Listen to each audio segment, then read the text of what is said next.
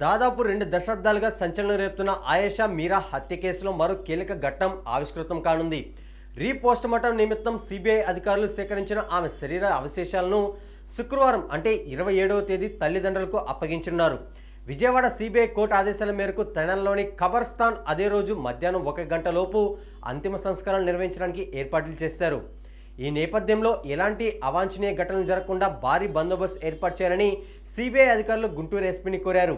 మరోవైపు 19 ఏళ్లుగా న్యాయ పోరాటం చేస్తున్న ఆయేషా తల్లిదండ్రులకు మద్దతుగా న్యాయవాదులు, విద్యార్థి, మహిళా సంఘాలు చలో తెనాలి కార్యక్రమానికి పిలుపునిచ్చాయి.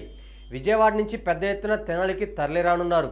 ఈ సందర్భంగా ఆయేషా తల్లిదండ్రులు శంషాద్ బేగం, ఇక్బాల్ బాషా మాట్లాడుతూ తమ కుమార్తె కేసులో సిబిఐ సహా అన్ని దర్యాప్తు సంస్థలు విఫలమయ్యాయని ఆవేదన వ్యక్తం చేశారు. సాక్ష్యాలను తారుమారు చేసిన అధికారులపై ఇప్పటికీ చర్యలు తీసుకోకపోవడంపై అసంతృప్తి వెలిబుచ్చారు. నాటి ప్రతిపక్ష నేతగా ఉన్న చంద్రబాబు మాకు అండగా నిలిచారు. ఇప్పుడు ఆయనే ముఖ్యమంత్రిగా మాకు న్యాయం చేస్తారని గట్టిగా నమ్ముతున్నాం అని వారు తెలిపారు.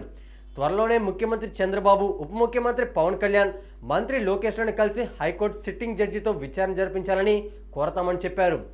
ఆయేషా మరణించిన డిసెంబర్ 27వ తేదీని సంస్మరణ దినంగా ప్రకటించాలని, ఆమె పేరిట ఒక ట్రస్ట్ ఏర్పాటు చేసి పేద విద్యార్థులకు అండగా నిలవాలని వారు ప్రభుత్వాన్ని విజ్ఞప్తి చేశారు.